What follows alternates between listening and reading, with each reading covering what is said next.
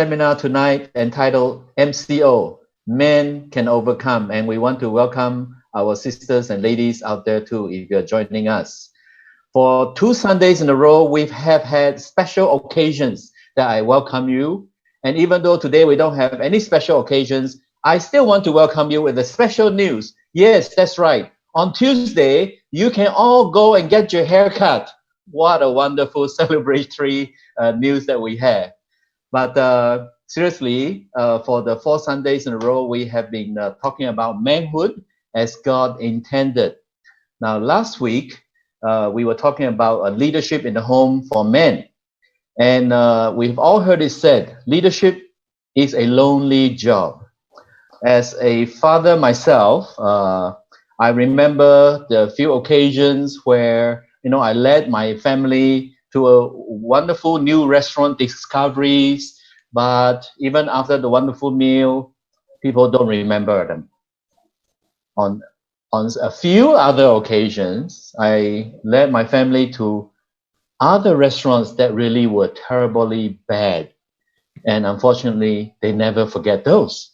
It is difficult to be a leader at home. And that's why we feel that to be a leader is a lonely job indeed. Many of you who are out there in the businesses, in the companies, leading your company, you can feel it. You have people to advise you. You have people you can consult with, but in the end, you still make the decision. And whether it breaks, whether it makes you, the situation, it is tough. So tonight, we're going to hear 3 speakers to help us in this very lonely job with a very assuring title. I don't know about what other people teach or what other beliefs teach them, but in the Bible, in the Christian faith, we are always assured that we are not alone.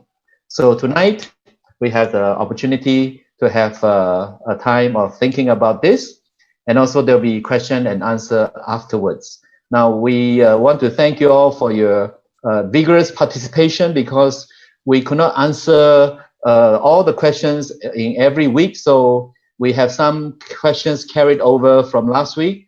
We will try to answer them after tonight's questions have all been answered pertaining to I am not alone. But you are still welcome to send to us all the questions, whether it's through WhatsApp, email, Facebook, or YouTube comments. Please send them in and we will try our very best to answer them. And so tonight, as we begin, we have back with us Pastor Matthew again, who is going to be our first speaker. Pastor Matthew, let me give you an introduction, has been married to Rose for over 43 years and they have 2 married sons. Pastor Matthew has a very interesting ministry life, having pastored the church for over 20 years before he went full-time in family ministry 6 years ago. So we are glad to have someone of significant experience in this area. Matthew and Rose are actively involved in a family life programs who are themselves certified family life educators under the National Council of Family Relations, US-based organization. Pastor Matthew is also a member of the global leadership team of Family Challenge in the Transform World Movement and the 4th 14 Window Movement. He's also leading the family ministry development of the global network of national alliances of the World Evangelical Alliance. So we now would like to invite Pastor Matthew to come and share with us tonight's first talk. Pastor Matthew, please. Greetings to all. Good to have you all again for this week's session. Last week, we established the political role of the husband as the leader of the home. But we also know that if we study the scriptures carefully, that leadership is not just confined to marriage. It's actually leadership of the whole home. Man is called to be the home leader. With this title comes with leadership expectations. We know that, last week we read the passages from the book Ephesians and book Colossians and other passages, and we know that at home, in particular in marriage, the husband is to love the wife with a high expectation of the agape kind of love of Christ.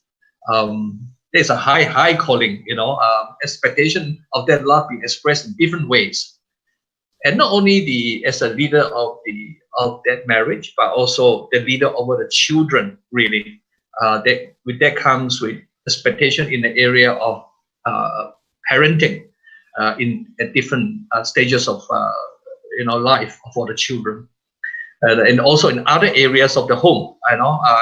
Common things like the breadwinner, being a breadwinner, protector, being the priest of the home, passing on faith to the next gen, discipleship of everyone, and so on. There are many expectations as a leader in the home. Not only at home, in fact, the church, there are expectations from the church side as well. One particular passage in the Bible, First Timothy chapter 3, verses 4 to 5, talks about how a man should manage his own household, and that actually, in a way, determines how is he in leading, in playing his role in the church. There are many expectations as a leader of the home. But if you look at the very purpose of a home, that gives us another dimension of that leadership. You look at the purpose of the family, it can actually capture the essence of that thought in home being the evangelism and discipleship center. I know the men out there now know that you are home leaders, hearing all this.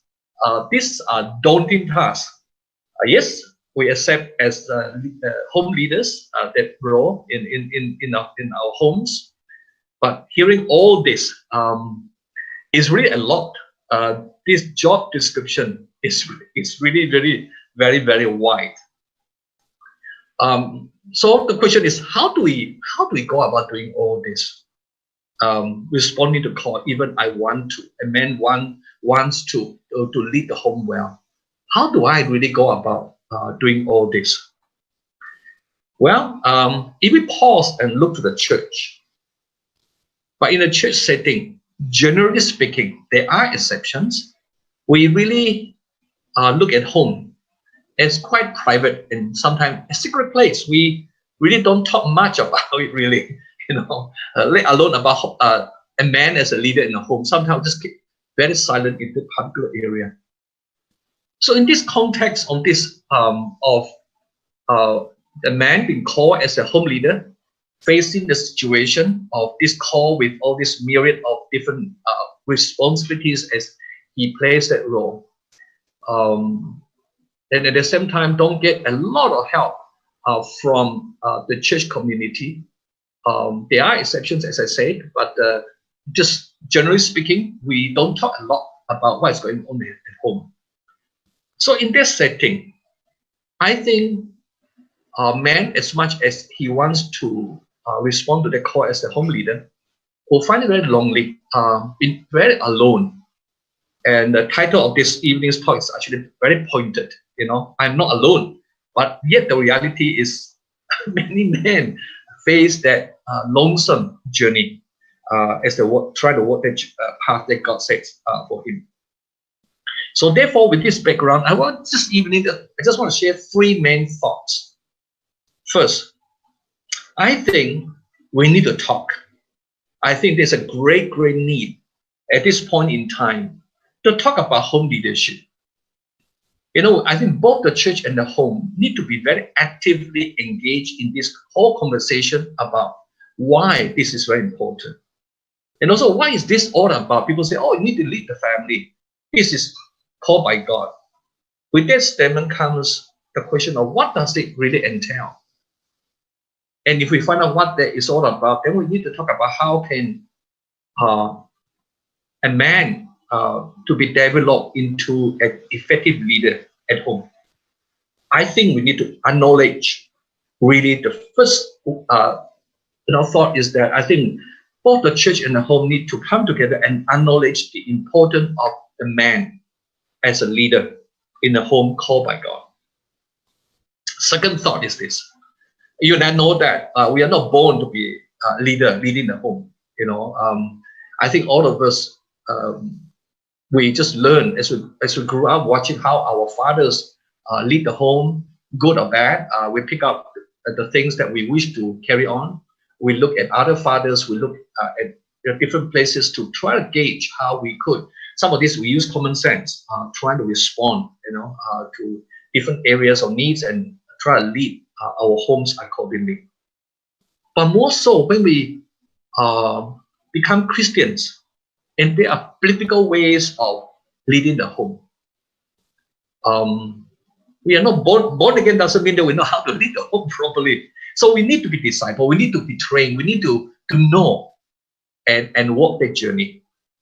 So therefore, the key is really, I think we need to talk about a lot is the discipleship of the family leaders, the home leaders.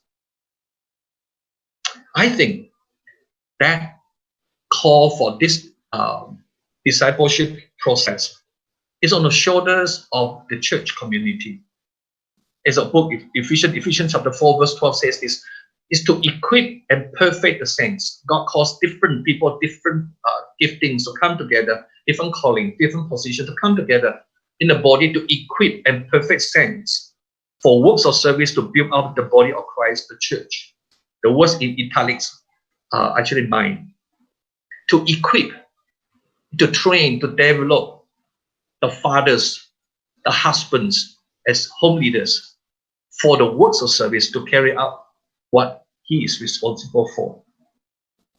With this, I think we really need to look at where we are in terms of the equipping of the man in our midst as home leaders. This leads to this whole issue of the need to look at a corporate discipleship structure, really. I don't know, generally speaking, again, the prevailing culture of the church setting is one focusing a lot on the church-based discipleship or individual-centric discipleship in the area of the word, prayer, worship, and so on. But the call of man as home leaders requires more than this area of discipleship. Though they themselves will grow, I think there's a specific area that we need to look into in our structure that we need to consider in order to equip our man. It's in the area of family discipleship, in all these, what we call the key pillars of a strong home. To be effective as a leader, he needs to really grow in himself with the Lord and how to lead the whole family in spiritual growth. Of course, in marriage, in his leadership, in parenting, singlehood, sexuality area, in missional, even in the area of caring. And some of us are need to learn how to care for our aging parents and so on. So I think that we need to, the church, in order to emphasize this, building out the strength of man as the leaders of the home, of the homes, we do need to consider this specific area of the discipleship structure of the church that we need to give more attention to. The third thought, in connection with this whole emphasis on discipleship, especially in the area of the family, all those pillars, we can glean this particular thought, this third point, from the Great Commission passage of our Lord Jesus Christ. And in this particular passage, the discipleship structure or process involves teaching to know, gaining knowledge, being stirred, being challenged, whether in workshops, seminars, conferences, the meetings like this. We need to learn about certain things. That's our last week, learn about the biblical truth about man. I've been given a role right from the beginning of creation as a leader of the home.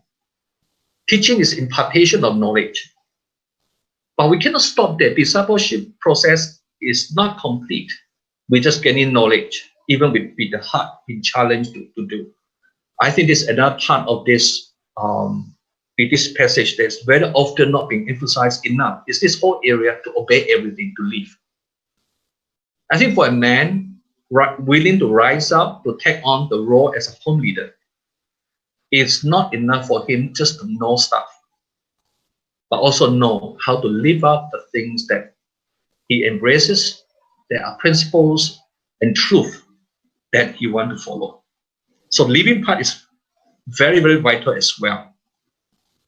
I think that we need to have a structure within the church so that the man will not be left alone, is to be able to come alongside with them and take the journey together, not just for a one-off meeting, a gathering, but be able to walk through with life situations where the man will rise up to apply what he has learned and even fumble and pick himself up again, be encouraged, be held on by someone to support as he picks himself up to walk again.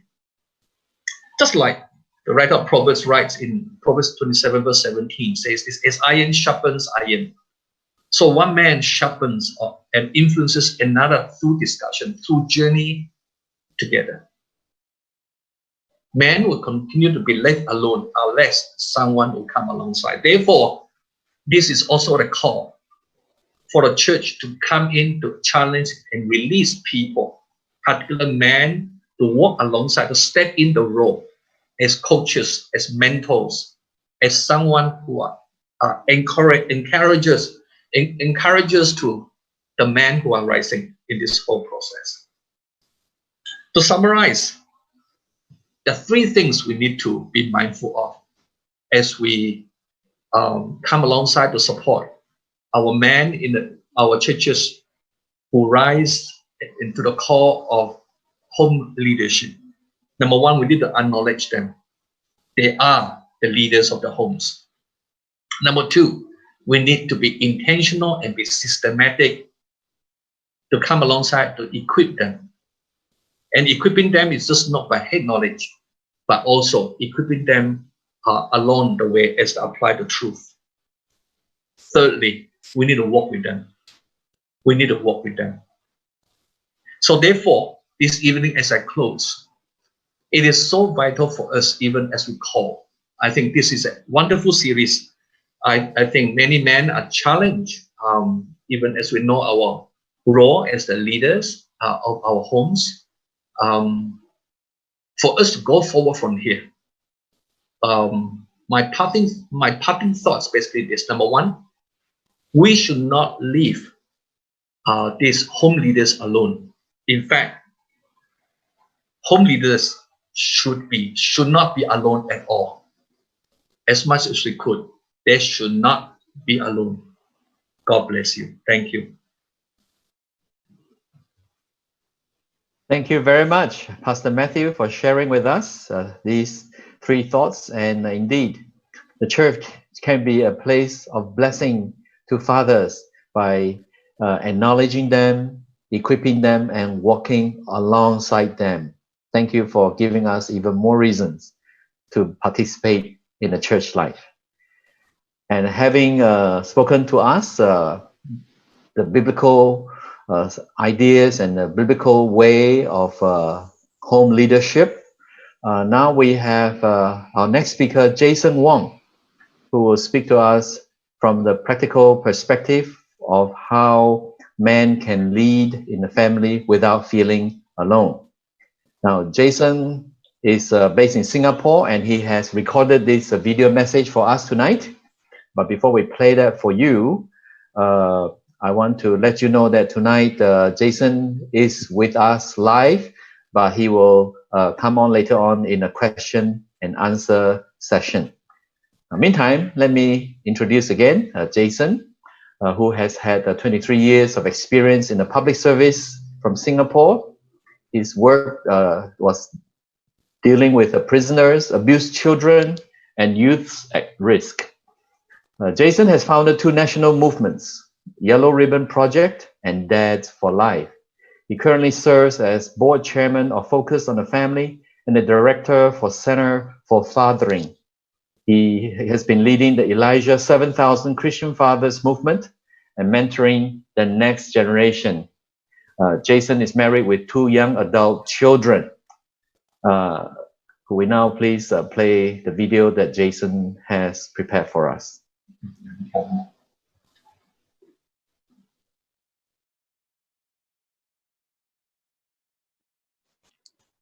Good evening. I'm happy to be back for the 4th and final session of MCO Men Can Overcome. Tonight's topic is I am not alone. Indeed, men are not supposed to be alone. And I'd like to begin with this verse from 1 Chronicles chapter 12, verse 32. From Issachar, men who understood the times and knew what Israel should do. So you see, a group of men who knew what God wanted them to do, and they impacted their nation at the time. So, you know, there's a saying that if you want to go fast, you go alone. But if you want to go far, you go together. You know, some years ago, almost 12 years ago, I was led to go to the nation of Israel. So you can see this picture. This is a DVD. So you can see one side of the DVD releasing the Joshua generation, and the other side of the DVD, he will turn the hearts of the fathers to the children and the hearts of the children to their fathers. So at the time, God spoke to me and about turning hearts of fathers to the children so that the land will not be cursed. And God led me to start the National Fathers Movement, getting fathers together so that fathers will not be alone. Because when fathers are alone, husbands are alone, we don't know what to do. But when we come together, we can become an army of God. And if you look at Malachi chapter 4, verse 5 and 6, it says, "See, I will send you the prophet Elijah before the great and dreadful day of the Lord comes. He will turn the hearts of the fathers to the children, the hearts of the children to the fathers, lest I come and strike the land with a curse." Now, I was very curious, so I was asking God, why do you send Elijah? Why don't you send Moses? Why don't you send David or Paul? Why do you send Elijah? And immediately, God gave me 2 understandings, 2 reasons. And the first is Elijah is always connected to Elisha. You know, what did Elisha ask for from Elijah? Double portion. So at the time when I received this understanding, I was actually very sad, because can you imagine the children, the youth at risk that I work with, the abused children I work with, the father, give them a punch, the child asks for double portion, 2 punches, or when the father abandoned the family, abandoned the children said, when I grow up, I will be just like my father, or worse, I'll be worse than them. So here, God is saying that when God sent Elijah is to turn hearts of fathers to the children and impart the right kind of double portion. You know, double anointing, double the miracles, double the blessing. You know, even wouldn't that be wonderful when children receive double portion of the right kind? And of course, I was also asking God, what about children without fathers? You know, a lot of children, fathers are absent, they're not around. And that was when God said the answer is in Elijah, because God sent Elijah to a widow with a son without a father during the time of famine. And in fact, the widow was preparing her last meal. You know, she was thinking of picking up the sticks and then go back home with a bit of oil, a bit of flour. Her plan was to die after eating the last meal with the son. But God sent Elijah. The father of fatherless sent Elijah to father this fatherless boy. In fact, the boy died a physical death, but Elijah was in the house and Elijah resurrected this boy. You know, it's like God saying, you know, fathers, we need to come together, look for fatherless children, look for children or young people who have been fatherless, and we need to father them. We need to be the spiritual fathers and to resurrect their calling and their destiny. So with that, in Singapore, I was led to start a national fathers movement. We have called it Dads for Life, which was launched in November 2009. So it's slightly more than 10 years ago. Now, what is this Dads for Life movement? When we gather all the fathers, we gather the husbands together.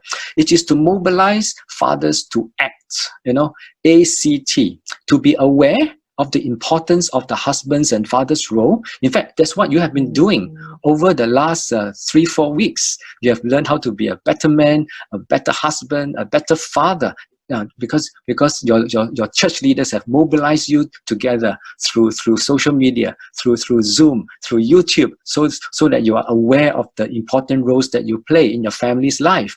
And after you are aware, what do? We commit to those roles. We commit to spending time. We commit to acquiring the tools, and we commit to bring transformation to lives. You know, a lot of fathers, after they realize how important they are, they want to spend more time. But guess what? They don't have the tools. They don't know what to do with the time. And sometimes it ends up even worse off, right? So fathers need to acquire the tools. And through the last 3-4 Sunday nights, you have picked up some of these tools. You have picked up some of these tips. But later you will see, there's so much more we can learn together, as well as from other trainers and pastors.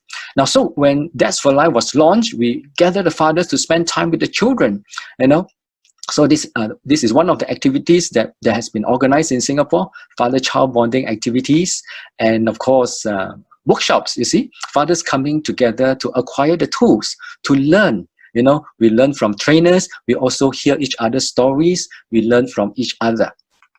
And of course, where are the fathers? They're in the church, they're in the schools, they're in the community. So we decided that we will gather the fathers even in our children's school so that we can organize activities for the fathers and for the children as well. And of course, in Singapore now we have Father's Day celebrated. In fact, in the whole month, so June, this month, we're going to celebrate Father's Day throughout the month with different activities, just that now we have to use Zoom and use social media. Well, by the way, some of you, if you have heard me before, you will hear me say that the whole fathers movement in Singapore has also been exported. Thailand, this is one of the schools. They have 4,000 students, and they have started to reach the fathers, help the fathers, support the fathers, and equip the fathers. And they do it as a father community. And it has also been to Jakarta, Indonesia. And this is one of the churches there. They have also started a fathers movement there, gathering fathers together. And I'm not sure whether you recognize the words here. This is actually Mongolia. I was there with Brother Edwin Choi, who is a master trainer, and a couple of other fathers from Singapore.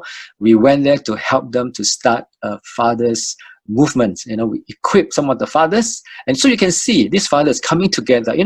Fathering is not an easy journey. We need to come together. In fact, in Mongolia, we were told that they never really had fathers who knew what to do. And so this group of fathers grew up almost fatherless, or with abusive fathers, alcoholic fathers. But for them, they say enough is enough. It should stop. As far as we are concerned, we want to be good fathers. We want this to change in our generation, so that we can model the right fatherhood, fathering to our own children. And that's what they are doing, and they have started. And this next picture will be familiar to you. Right on the top, that is Kuching. I think you can see Brother Keith over there, which I believe Brother Keith will be sharing after me. And below, that is in KL. A lot of the church leaders, pastors come together, and I shared with them what we were doing. And guess what? Now Malaysia in KL, they have started a Better Dads Malaysia NGO, and now they are spreading the fathers movement there. And of course, right on top, you can see GMC, AGMC. Basically, these are the couple of Methodist churches in Miri, and that is where they have started in Miri as well. Well, I want to touch a bit about Elijah 7000, because God spoke to me, and I was impressed that we need to raise up fathers in the churches, not just in the community, but in the churches. You see, you realize that Elijah thought he was alone, right? Elijah was sent to confront Ahab and Jezebel, raise up Elisha. But there was a time that Elijah felt so alone, but yet God said, you are not alone. I have reserved 7,000 in Israel, all whose knees have not bowed down to Baal and whose mouths have not kissed him. So, sometimes we feel that in this fathering journey, in this journey as being a husband, as being a man of God, we are alone. We feel very lonely. But God said, no, there are 7,000. There are a lot of others. Even through tonight, there are different fathers from different places watching this MCO live. And, can you imagine if all of us come together, we can be a mighty army for God, and to protect family, to raise families. And so in Singapore, 2014, I basically sounded the trumpet, and 100 over churches responded, and there were 700 fathers, husbands coming together in one of the school halls of a mission school, coming together under the umbrella of Elijah 7000. And since then, different churches have started different communities, father groups, father communities, and see, we are not alone. We don't have to be alone. We can do it together. When we come together, we can have father-child bonding activities. This is my own church. Just last year, end of last year, we organized a father-child futsal. We really had a lot of fun. So even when you play, you don't have to play alone. You can play together and have fun together. So can you imagine our children growing up, looking at all the fathers around them, being involved, being role models? For the boys, for our sons, they will be able to observe what a good father, involved father look like. And for our daughters, our daughters, for sure, we want our daughters to look for a man that is loving, So if they see all the older men who are involved with the children, well, they will be not just looking for a boyfriend and not just looking for a husband, they will be looking for the father of their future children, right? So, and of course, we make sure when we gather the fathers, we also want to equip them, because some of us need the tools, and we can always come together to learn from each other. And, it's very powerful. A lot of times when I hear people who say that, fathers are not interested in fathering, men are not interested in family, it's not true, right? Because I have seen when you put them together, when you start to get them talking, they cannot stop. They have so much to share, because sometimes some of the things that men go through, husbands go through, fathers go through, we cannot talk to our wife, because sometimes the issue may be our spouse, right? But together with other men, we can share, we can be vulnerable, we can open up, and then we can hear from each other, and learn from each other and grow together as men, as husbands, as fathers. I also want to talk about this. It is a spiritual warfare. It is a spiritual warfare. Satan, the evil one, doesn't want men to rise up. Satan doesn't want husbands to love their wives. Satan doesn't want fathers to be turned towards their children. Satan wants us to turn away from our family, turn against our family, want to break our marriages, want to attack our children. And that is where we are actually fighting against a spiritual battle. And guess what? God sent Elijah to fight spiritual battles too. At the time of, during Elijah's time, that King Ahab represented the weakness of men. Ahab is a man, he is a king, but he represented the weakness of men, what men should not be doing, but Ahab did it. And guess what? Not only did he do bad things for the nation, he brought in Jezebel. And as a result, all the false prophets came in. And because of the weakness of men and brought in the bad influence, the whole nation went down with him. And what did God do? God sent Elijah to confront these high levels of influence in the nation, confronting principalities of the land. So I would say that, that it is spiritual battle, and we do need to come together, not only to play, not only to be equipped in the workshops, but also to pray. One of the things that is very clear in the Elijah's story is that there was a famine, and we were praying for rain, or rather they were praying for rain to come. The rain did come, but before the rain came, the fire came first on Mount Carmel. But before the fire came down, what did Elijah do when he went up to Mount Carmel? He actually offered sacrifice. And of course, in order to offer the sacrifice, he need to repair the broken altar, because the altar of Israel was broken, and that is the key. That is the root of the problem. Question is, how is our altar, our personal altar with God, our marriage altar, our family altar? Are we praying? And I can tell you, when we come together, we can restore the altar. And that is why in the Elijah 7,000 movement, we gather the men, we gather the fathers, and sometimes as early as 5 a.m., 4:45 a.m., 6 a.m., 7 a.m., a group of men will come together, And well, this is my last slide. And, even Jesus felt he was alone sometimes. If you look at John chapter 16, verse 32, Jesus said, "Yet I am not alone, for my Father is with me." So you can see even Jesus feel alone sometimes, but God is always with him. The Father is always with the Son. The Holy Spirit is always with him. So whenever we feel alone, of course, we go to God and say, God, you are with me. But God also said, our Father in heaven. That means we are supposed to come together as brothers, and of course with our wife as brothers and sisters. But when men come together, we say, our Father in heaven. Our Father, which means we are never meant to do it on our own. We are never meant to live this Christian life, to be a husband, to be a father on our own. We are supposed to come together, come before Heavenly Father as sons, as brothers. So I want to leave you with this, and I want to encourage you to come together, gather together as men, as husbands, as fathers, so that we can support each other. And who knows, and I pray that wherever you are, you will launch and you will start a fathers movement, so that hearts of fathers will be turned to the children and hearts of children will be turned to the fathers. God bless you. I look forward to meeting with you later during the Q&A session. God bless. Lydia. Okay, 3, 2, 1, go. What a wonderful and helpful and assuring message that Jason has given us, that indeed we are not alone.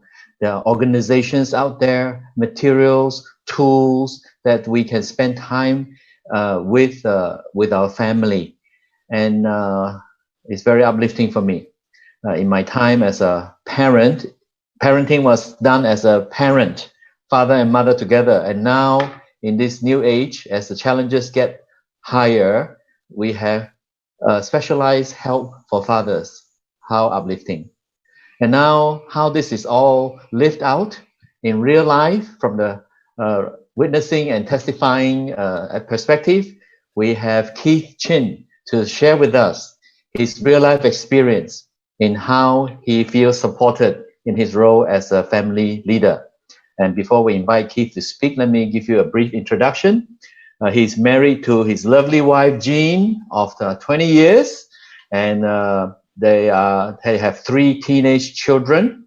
Keith is now a missions chairman of the Grace Methodist Church in Miri, and he has been with Dad for Life and ICANN trainer even, and other fathers movement.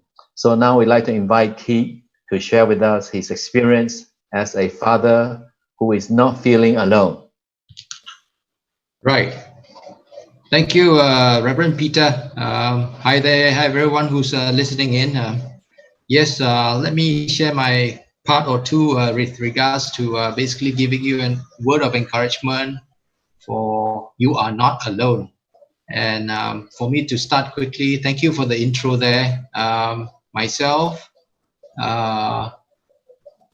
yep, my slide's working.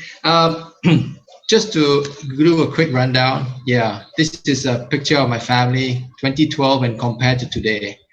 Time certainly have flown by in a blink of an eye, 20 years, and we've been married to my lovely wife, Jean, and yes, we had to do a small scale down celebration because our 20th anniversary was during this MCO. What did it teach a lot of fathers during this MCO time? Certainly not just a time that you had to stay at home. Also at the same time, you had to persevere. You had to be patient. And I think a lot had been seen in the newspapers, in media, talking about domestic violence having gone up. And again, this may be one of the things that contributed to it. And it's just a new norm that we have to embrace. So with that, yes, my kids, literally, they have not just gone from young little kids that we used to have so much fun around with. They are now dealing with separate and different issues where they are now growing to teenage and well into adulthood. Luckily, my children all haven't had a chance that this is one of my pictures. I will share with you some of my stories, and after that, we will share with you some of the workshops that I do run, and at the same time, which I've had the privilege of being exposed to, and which I think can be a real good tool for fathers to know that really you are not alone. Just to share with you this slide, this was actually during my time some couple of years ago when I decided to take my entire family to the mission fields of Cambodia. Again, like I said, without planning, nothing will ever happen. But planning with good works and also a good team to go along with, you definitely know and you definitely come to know what is possible. My son and my daughter, Rowena, Jonathan is there, Rowena and Joshua, the youngest. They all came along and actually did the children's workshop there just to help out in the whole mission field. And let me just get on with my some of my other personal photos. Yeah, this was when Jonathan. For how many fathers, when your son, when your first child gets his driving license, how much are you worried? What are you gonna do? And how much are you gonna guide them and to make sure that they really drive on the right side of the road? And no doubt, this young man had a lot of energy and. Yeah, he really wanted to get his driving license. So happened that year we were having this road trip, and for my first time off-road to Barrio. And so we went on this convoy for the entire week, one whole week, taking us to this Tikiwit waterfall found in the heart of Baram. And I can tell you for sure, not just for father-son bonding time, and I think it must be by God's blessing that we will really had the chance to share this time together. We learned a lot. We really learned a lot, and you could see the young man just knowing how to put up for himself and not just taking him out of his comfort, his own home. So again, these are some of the other things that myself and my children, we've gone.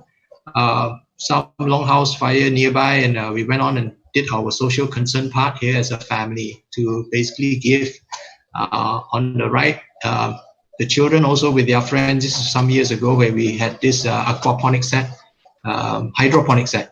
And even until today, we still have this hydroponic set, which I'm using it to teach my children to know how to basically be creative with their hands. And it's along the way, like I said, it's not just my doing. It's just learning from other fathers, other tools like what Jason have said there, the tools and the workshop that we have gone through. In a short while, I'll start to share on these workshops. And really where we get a chance, we get an idea and really put it into fruition, because these children will learn to then know how to be fruitful with their hands. Okay. Along the way, naturally, catch, clean, cook is one of those that I used to do with my kids. They still do, but no doubt they are now grown up, and study seems to be taking up a lot of more of their time. But we used to spend Sundays beachcombing, and whatever we gather, fish, crabs, crayfish, shellfish, we would just end up as a Sunday potluck lunch.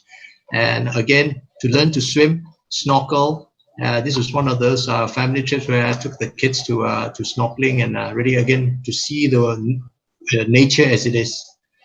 Joshua, this was just recently to a longhouse where how many kids actually have had the chance to walk up this billion Iban staircase in the longhouse, and this was in a recent trip. So this is So what can you ask and who can I approach if you're just as a father? Busy as it is, the other speakers actually have already mentioned it. We sometimes just talk too little. Reverend Matthew there have said, I came to one of the workshops by Reverend Matthew some 2 years ago, and on the D6, I really learned that there is some things that we can do. And so that's where really, to me, the wake-up call, just to know and to live, and also to basically go and make disciples and share. Now, Jason said that he did come, and we were so glad. The Father Movement here in Miri and the Grace Methodist Church, we were so happy to have him, because he came and gave a message, but also did a short little workshop for us over a weekend.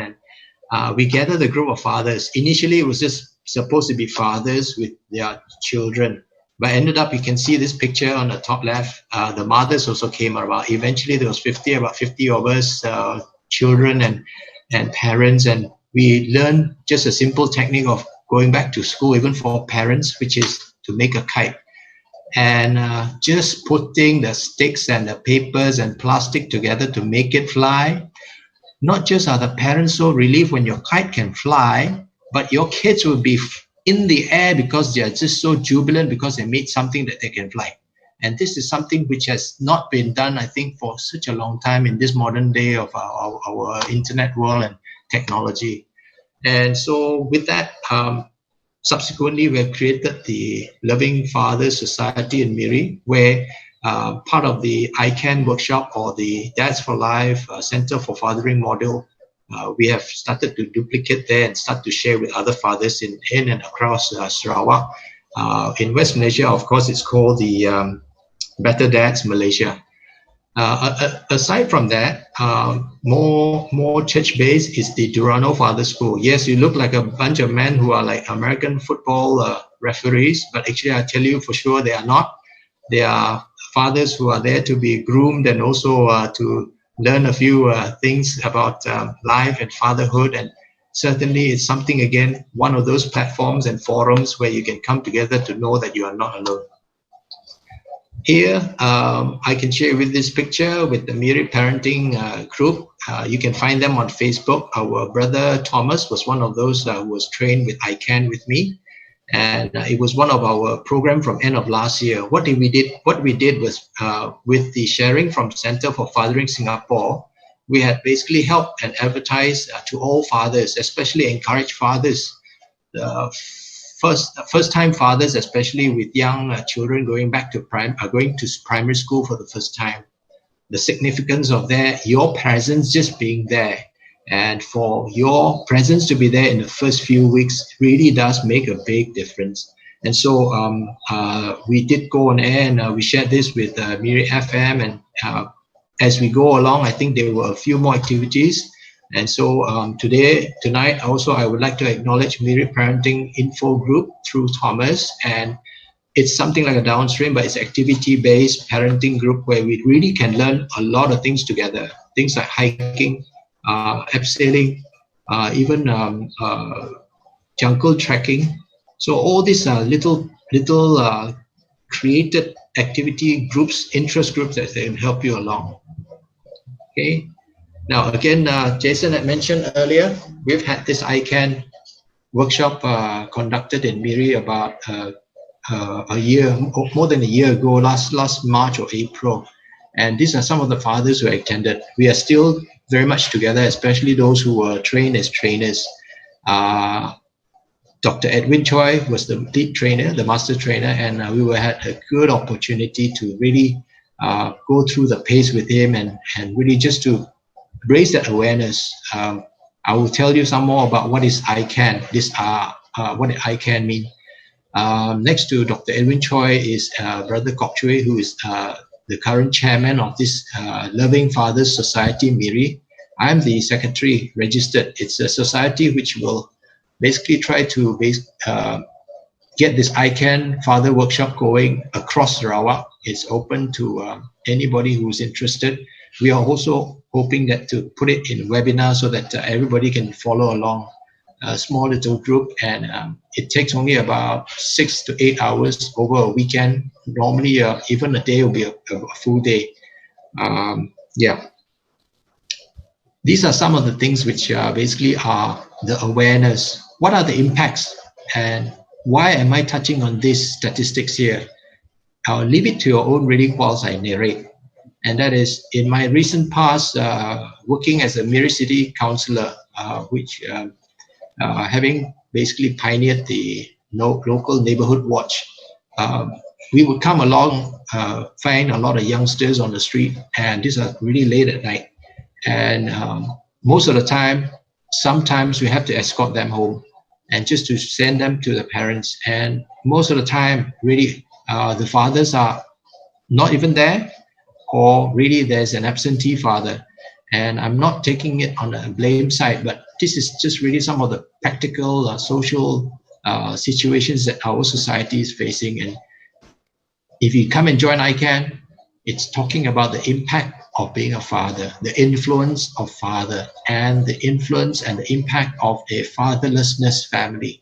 And these are practical tools which I think can be used effectively. ICANN basically stands for involvement, C for consistency, A for awareness, and nurturance. These 4 aspects of each father that he can learn.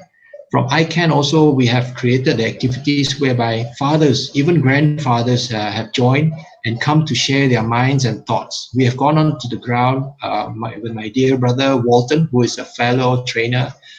We cover the Bahasa Malaysia version of this workshop, and certainly from different places down south in Bau, some of the fathers concerned were, I do not seem to know what is my daughter's on about with the handphone. What is making them so distant from all of us? Sometimes the young teenage boys, mid-teenage boys, late at night they go out. This is in the village area, and these are real things that's happening. So these fathers then, through the ICANN workshop, we had a chance to even through the profiling, the Can Feels profiling, and you get to know how well you are with knowing your child, or how well you know you are as a father. Okay, so to basically wrap up a little bit, and I would like to just say this, along the way, we definitely know that we are never alone. There are a lot of platforms, a lot of workshops that you can definitely attend. In Miri, I'm so thankful to the Grace Methodist Church Father Movement, where we have just started, and to all the younger fathers out there, please come alongside. You can definitely learn more together. And I know Jason have actually shared the verse from Malachi 4:5-6, which is to turn the hearts of fathers to their children, but also the hearts of the children to their fathers. I personally also want to share with you one particular verse. This is from our discussion in my cell group, and that is from Ecclesiastes 4:12. And many a times, just now, Jason had shared about asking for double portion, blessings of double portion. This verse is from Ecclesiastes 4:12, and it says, though one may be overpowered, two can defend themselves. A cord of 3 strands is not quickly broken. And I certainly do believe that we as social beings in books of Exodus, we were never meant to be on our own. And definitely you would can do better with our company. Lastly, before I end my message, and I'd like to acknowledge really the Durano Father School, which was featured there, the Loving Father Society, Fathers Center for Fathering in Singapore, and also Dr. Edwin Choi, who is our master trainer. I'd like to give thanks indeed to God for the opportunity to share with you. I know myself, we've had also a long journey. There are many men and fathers who had come across me, and I thank you for your personal support and encouragement. And I hope that, we can share more in the time to come. And so with that, I'd like to end my session here. Thank you so much. It's back to you, Reverend Peter. Wow, how about that? Sarawak, as a land of many rivers, also is a land of many fathers doing fathering together. Indeed, brothers, we're not alone.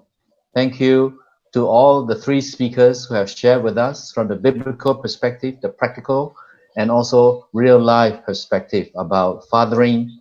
And there are so many organizations, so many framework and structure that are already in place to help us in this job. And indeed, if you are in a place where that is not mentioned in tonight's talks, go to your local church and get it together and let us work on this together. We want to now continue on with our next part of our talks tonight is the question and answer. Try to focus on questions related to tonight's topics first, before we try to catch up from other questions from pre-week or weeks. So you can send in your questions through these different channels that are now on your screen. Please feel free to email us or contact us. We assure your confidentiality. So as we start to receive questions that are coming in, depending on how fast they come in, we might, here we go. Thank you. Here's the first question. It's so difficult to be a Christian husband. We really want to love our wife, Ephesians 6. Often love language is very different from wives. Have no choice but to suffer in silence. Healthy men love sex, touch, and affirmative words, but wants to do more housework and spend time. How can pastors and pastors, Christian men, practical and honest solutions to this dichotomy? Maybe this is from previous week, but already read it. Pastor Matthew, you want to share with us first, and I do want to remind all of us that Jason is live with us tonight to be part of this panel as well. So, Pastor Matthew, would you please start this off? I think we should give Jason for whatever he has missed in the previous weeks. That's a joke. Well, I must say before I respond that that usually in situations like this there are other things that are not being said, which are relevant for us to respond properly. Just on the surface of this, I think the key part that we need to do is to not just about love languages, the right love language to use. I could think of, in response to this, to understand the definitely some gender differences in terms of needs, and how you communicate your needs across. Relationship, the depth of the relationship is critical for communications, meeting of needs. Obviously, just looking at this, there is a breakdown in that. Maybe has been communicated, the needs are known, but yet not met. The question is how, why those things are not met. I don't think it's just simply of lack of communication. There could be other issues involved in all this. So I'll suggest that maybe to start off, get to know a bit more about the gender differences regarding needs to start with. Sometimes we make space for differences that our expectations will be more realistic in a sense. When you mention things like healthy men love sex, it's a very generalized statement. It's more than that. So I would think that to start with, get to know there are some major gender differences we need to understand and appreciate and give space for in trying to bridge the gap of meeting the needs of each other. Thank you, Pastor Matthew. Would the other two speakers like to add more? Okay, let me jump in now since I missed the last 3 weeks. Yeah, one thing for sure, I think even between me and my wife, a lot of differences. I guess I think one thing is wife usually talk a lot more, yeah, and then which also means that we need to listen more, I also realized at one time, because I was a cell leader, the couples, and quite interestingly, the wife will go to the woman will go to my wife and tell them a lot of issues with the husband. Then the husband will come to me and tell me a lot of issues with their wife. And so as a cell leader, I thought, what should I do? Because I'm not supposed to even know. It's like, don't tell your husband kind of thing. And so I decided one day, because the church, every now and then church organized the marriage encounter weekend or marriage enrichment weekend. So I decided that instead of saying, you should go because you have some problems, or, I think you should go, So I didn't want to highlight certain individual couples. I decided, okay, all of us go. All the couples go, And it doesn't matter whether your marriage has no problem or your marriage has problems, but all go. So it make it safe, because I think one of the things that we can do is that every 3 to 5 years, as married couple, do not rely on the vow that we have made many years ago. Because I think every 3 to 5 years, we need a booster. It could be a workshop, it could be a talk, better still, a whole weekend away. Because I think sometimes if we are not able to bring up certain issues through a pastor, through a coach, through a facilitator, in a very structured way, where everyone is doing it, you also do it. So it become a very safe environment. I think the other thing I would also want to encourage couples to do is look for older couple as early as possible. Don't wait until when things turn south. Look for older couple that to be your mentor, couple mentoring, or even separately have our own woman mentor and man mentor. I think that will be helpful over a long term. Yeah. Thank you. Keith, would you say something as Yeah, just a quick sharing. Personally, myself, again, the question and my relationship with my wife is it's literally reality. Sometimes you do not have any answer, but the most important thing is be encouraged to the fathers and men out there. MER, marriage enrichment retreat that I did go through with my wife when we were much younger. We really relied heavily on the mentoring couple that took us along. Until today, we are ever so grateful. And it really works, because not just does it heal or bind your relationship with your spouse, it also helps you to gather steam for your children. Don't ever forget that the investment is not the other spouse only, it's also your children. What Jason have said is actually true. Every so often you need to jump in for a refresher. It doesn't need to be down south. You can go on it and you can make it even more fantastic. And so, yeah, go to your pastor. There are this MER workshop that's available in Sarawak. Thanks. Back to you, Reverend Peter. Yeah, since this is such a long paragraph of question, I feel I also need to say something to let the asker feel like, it was worthy to write such a long question.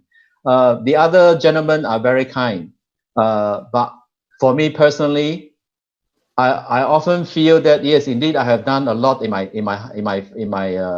family life, but how come I don't get to do some things that I want? But every time I think of that, you know what? My conclusion was actually I should do even more, because I may think I have done a lot in the home, but whatever I do pales in comparison with my wife. I think quite honestly, I think in today's society, our wives especially who work outside the home, we need to help them instead of sitting at the couch and watch TV or read newspaper. Actually, we don't read newspaper. We study it. We examine it. We spend quite a bit of time on that. No, not to even talk about sports. Our parents' generation was just a father working. But our generation, a lot of wives are working. So, hey, guy, sorry to say this, but I find that I indeed fail very often to understand my wife and the challenges and the burdens that she is going through, and I always want to do more. All right, now let us move to the next question, which is just as long. So we may not be able to give the full essay answers for this one. When the financial status of the wife is higher than the husband, the wife seems to lead more in the family in today's world. Besides, the wife should complement with the husband and vice versa to build up the wholesomeness of the family. Wholesomeness, I guess. In addition, there are some societies whereby the women folks are leaders in the communities. What is your opinion about this? Well, how about if we do a reverse order starting from Keith? What is your opinion? Your opinion?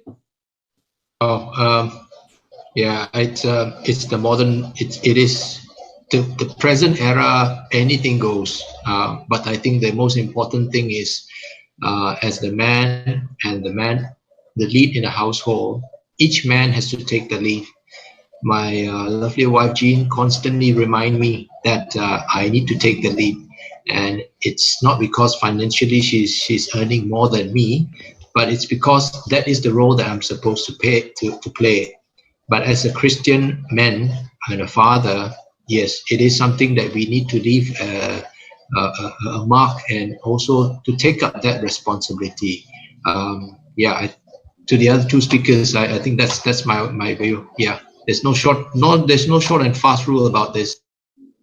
Okay, maybe I should jump in here for a quick opinion. I think it all depends on what we're talking about here, lead. My wife may make more money than me, but I'm not going to tell her to go and lead and, change the tire.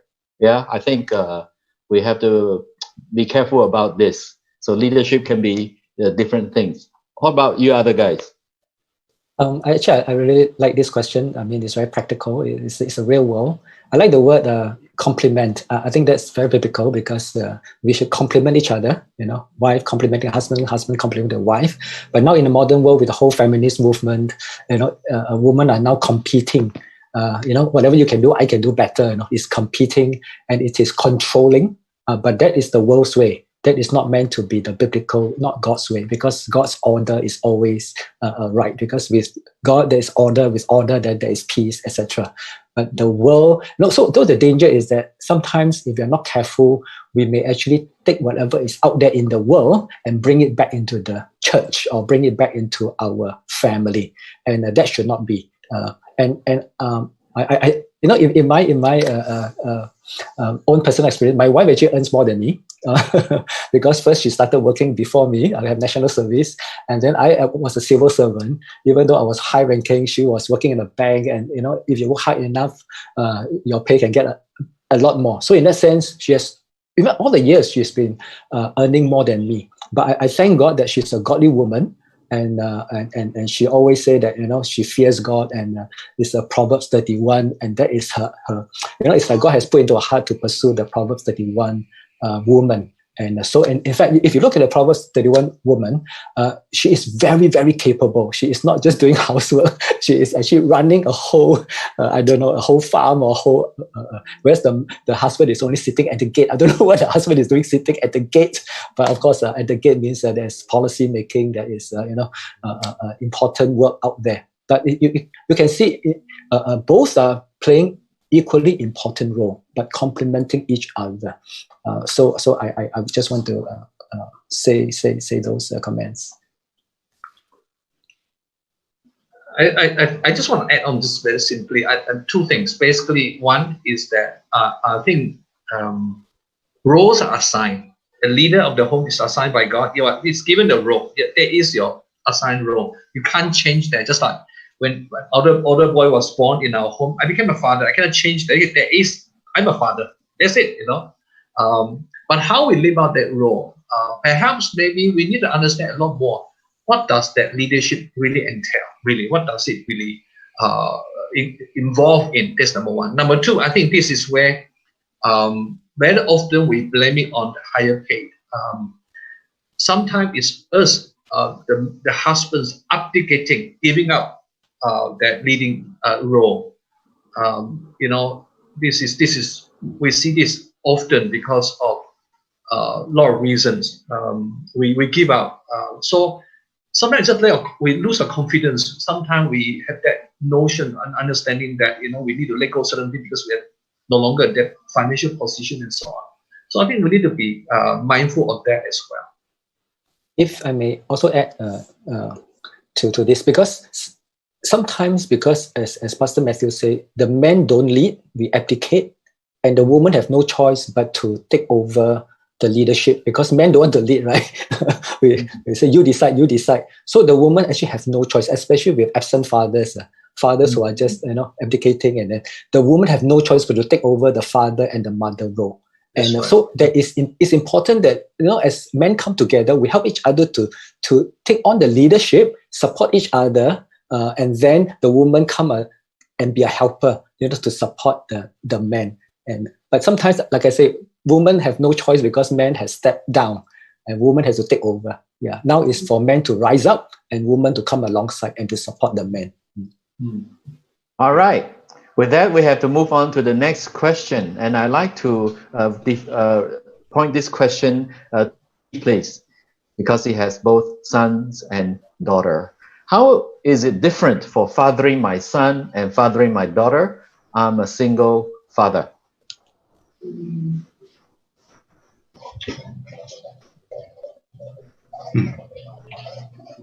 Go for it, Key. Yeah. Okay.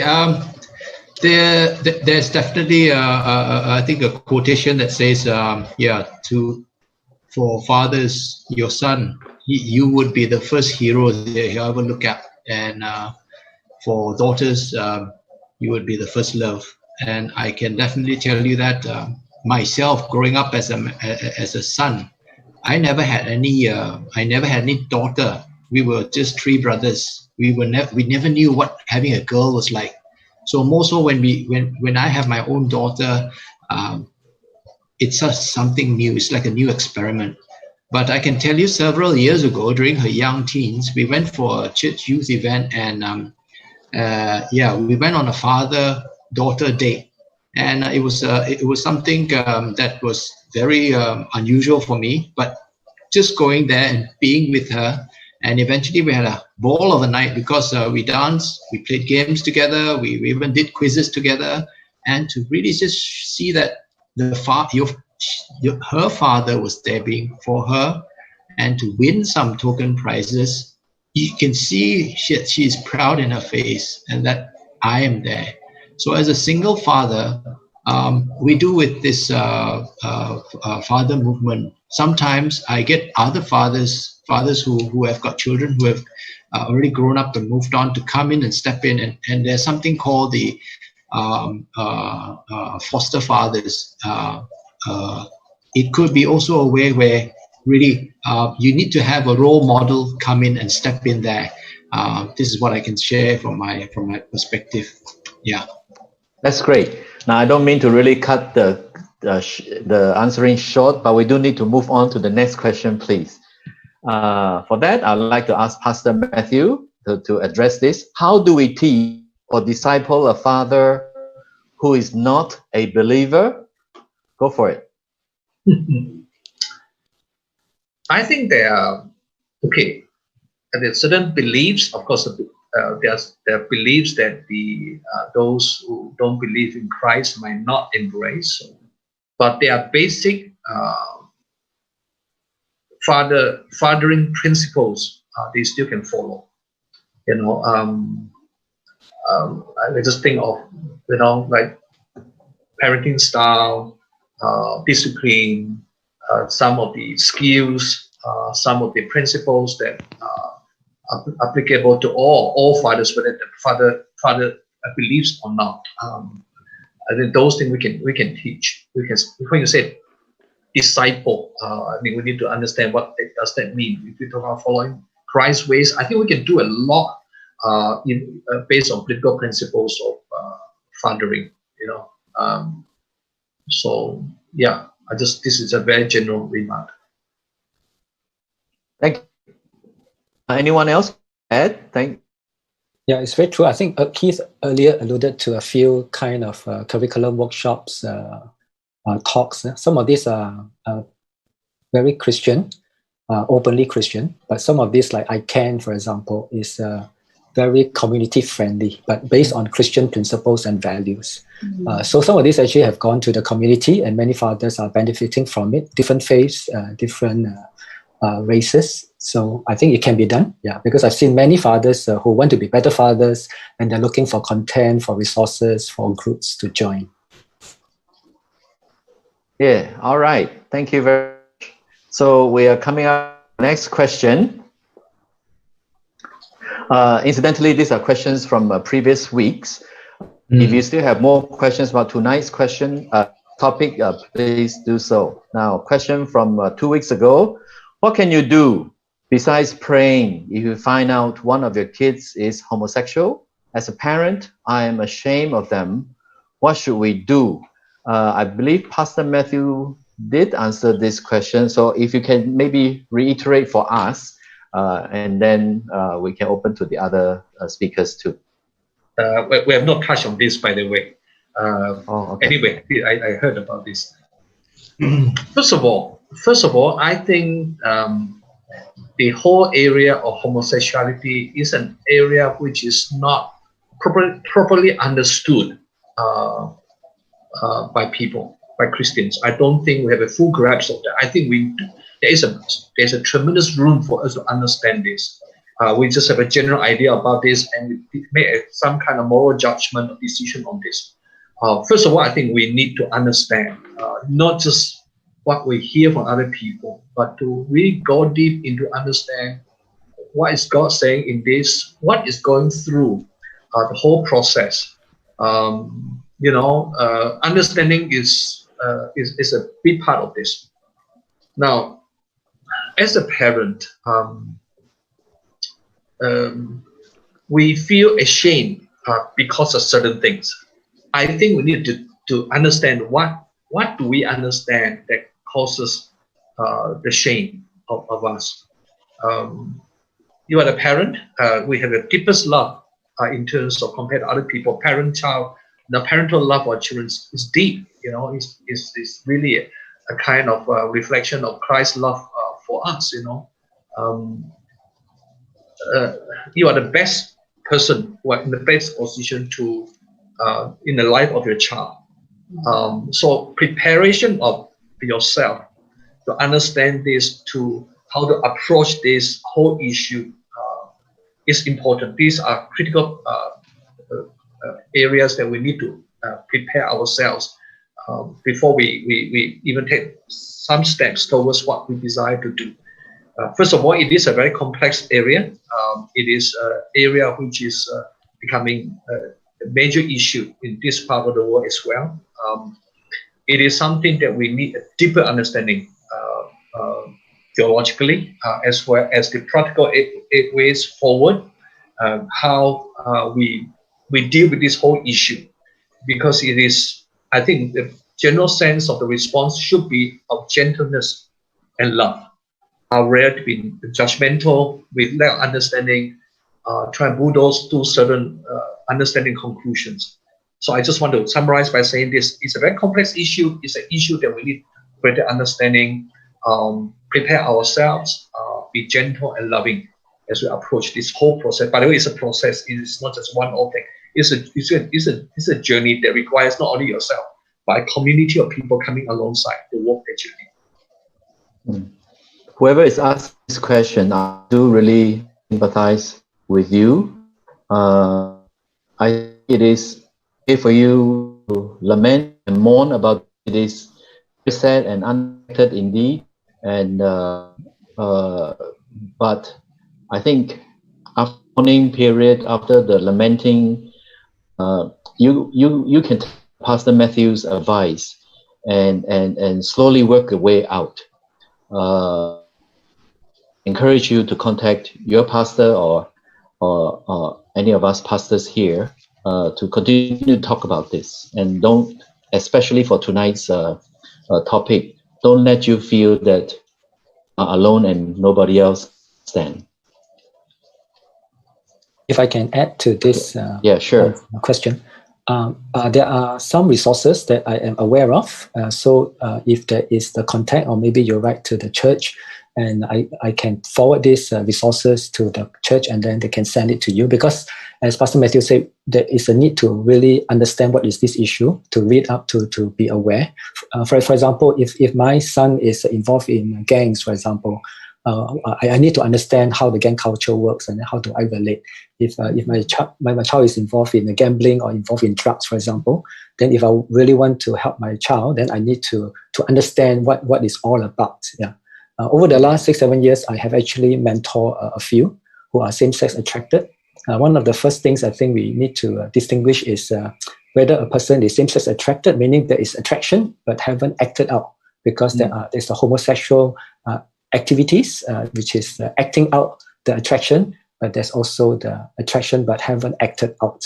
So how we deal with each will also be different. I think importantly is we need to love. We need to accept the person. So separate the person from the action. We must accept everybody, even though we may not condone certain practices or choices, but loving, accepting the individual. So the person and then the behavior. We need to be able to separate the two. Yeah. Yes, that's very helpful. Thank you, Jason. And indeed, you're not alone. We are here for you. Moving on to the next question. This is coming from earlier week. My supposed, and of course, what if you were a single mother? How would you lead then in that circumstance? Would you please help us, Jason, to this question? Yeah, I mean, because as I promote fathering, a lot of times, even single mothers will come to ask me, oh, what about us, right? I think the good thing about, I mentioned earlier in my sharing in the video that God sent Elijah, not just to impart double portion, but also God sent Elijah to this widow and the son without a father. In fact, Elijah was there to father the fatherless. So it's very clear. This whole fathers movement is also to help father the fatherless. The Bible says God has put orphans and widows in families, which means in a church setting where there are many families, there is the uncle, there is the male role model, there are father figures, there's a youth pastor, there's a pastor. So in that sense, a child will need both mothers or mother figures as well as father or father figures. So in a church, you will be able to find mother figures and father figures. So that's where you don't need to be alone. I know of a mother. In fact, I know the son because the son was a teacher and the son was part of the Pioneer Dads for Life volunteers. And he told me that at the age of 10, his father passed away. But he grew up to be a fine young man. So I asked him, so how do you manage to know about masculinity and fathering, etc.? He said, well, after my dad passed away, my mom makes sure I have 3 uncles. A real uncle, which is the mom's brother, which is his uncle, and 2 of the mother's friends who are male figures that the mom trusts and respect, and invited them to help mentor the son. Yeah. So we have got the father. We may or may not have a biological father, but we can introduce spiritual fathers. Yeah, so God the fathers, biological father, spiritual fathers. Yeah, thank you, Jason. It seems like the questions are pretty much all answered. We just have a few stragglers coming in. So if you have more questions, I think this being the last night, we take a little bit more liberty with time. For those who can stay, for those who cannot, please, it's all right. For the next question, is it right not to fight back as husband's side when arguing over a matter of who is right or wrong? Husband has his view, wife her own view. Ask the key to start this question off, please. Wow. Well, it's not just maintaining an argument just because you're having an argument. A lot of time is about giving and taking, but it all depends. Actually, these are all very subjective. What exactly is the view here? But I think to me, biblically, I am guided by the fact that I need to love my wife, whatever it is. If there's any kind of argument, whether I'm wrong and she's right, or I'm right, she's wrong, it's not about just being right. It's just about loving the language, the love languages, the 5 love languages. I think that's an important thing to acknowledge and know. It's also something that you are better off if you're equipped with it.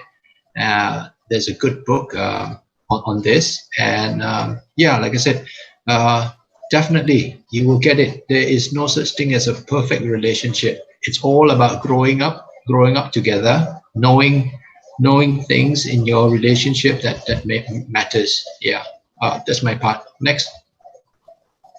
Yeah, anyone else to talk about? Matthew or Jason? I think we have to be careful because if it is 5 cents, 10 cents, maybe don't have to argue too much. But if some of these issues can be quite major, like go to church or not to go to church during exam time, or the values, if it clashes too often, then it will accumulate, and if it's not resolved, one day it will explode. And again, that's how things happen, right? So as early as possible, trying to resolve as much of these issues. But I think it's not so much of whether to fight or not to fight, but how to have a good fight. When I say good fight, I don't mean physical boxing. A good fight means how to communicate. And at the end, you walk out being constructive, meaning you become stronger, you grow as a couple, having talked about some of these issues. Yeah, but you may need to get help, from a mentor or a coach, or a pastor.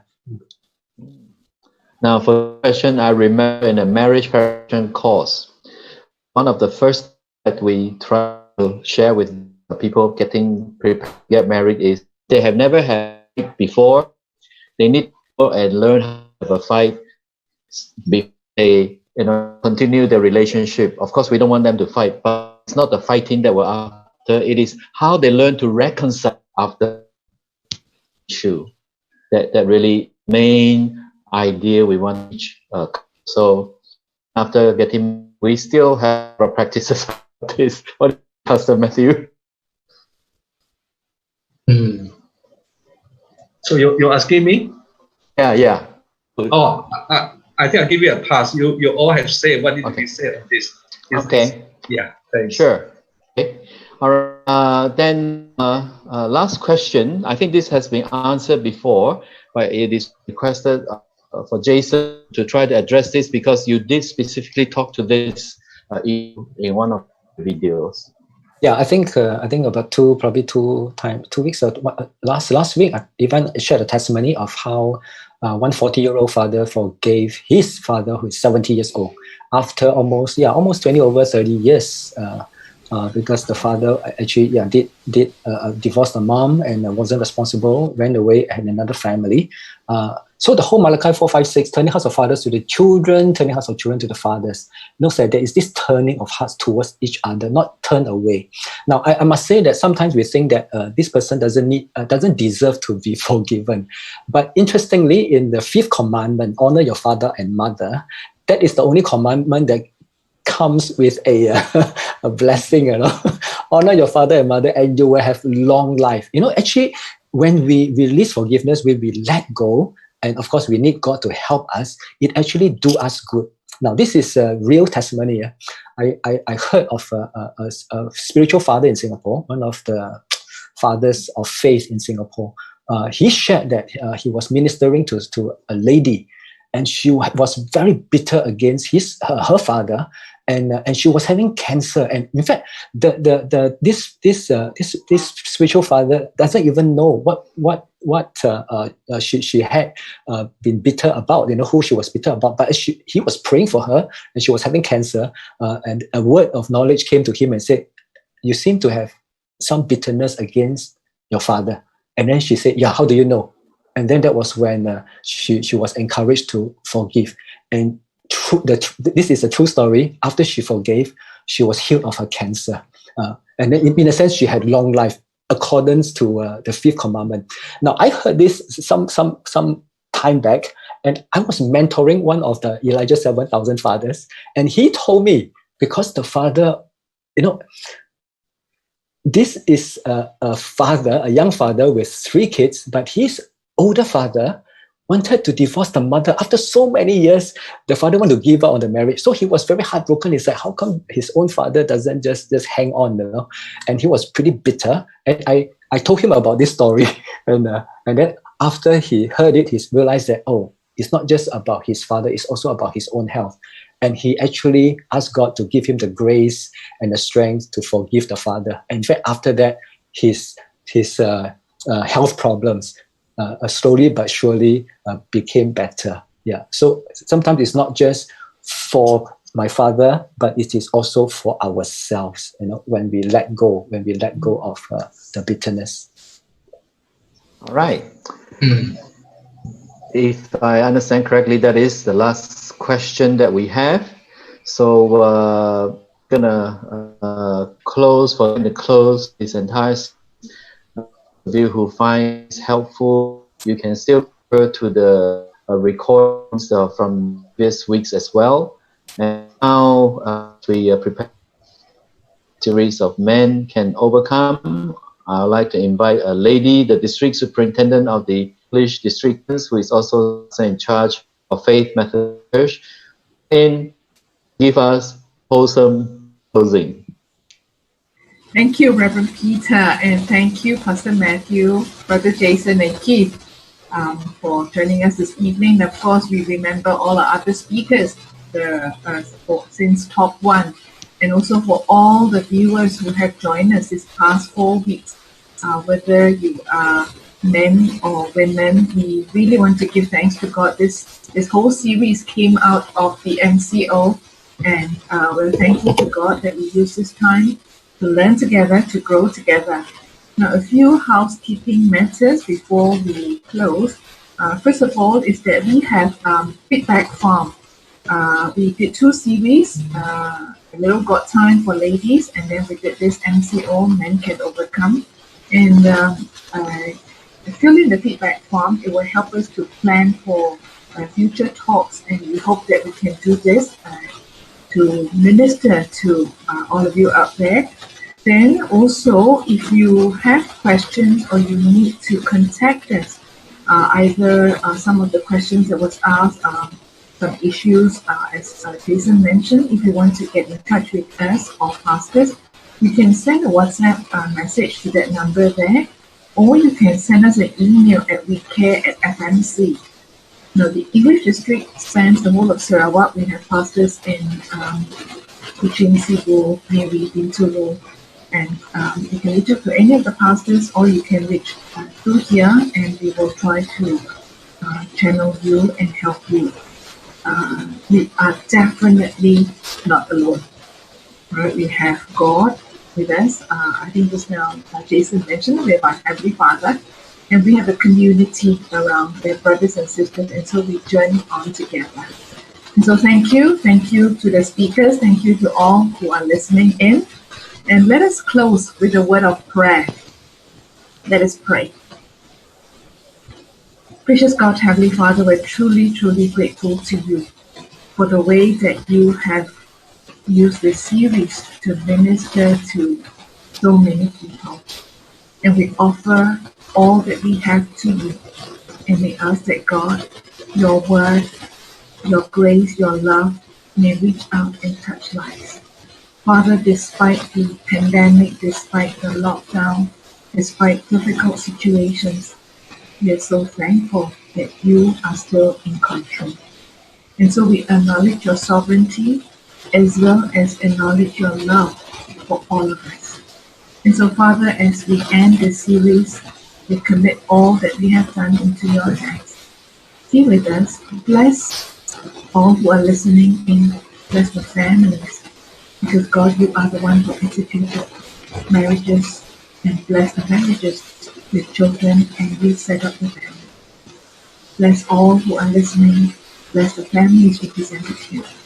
Thank you, Father. In Jesus' name I pray. Amen. Yeah. Amen. Yeah. Here's the elbow. Good night, and see you maybe. Thank you.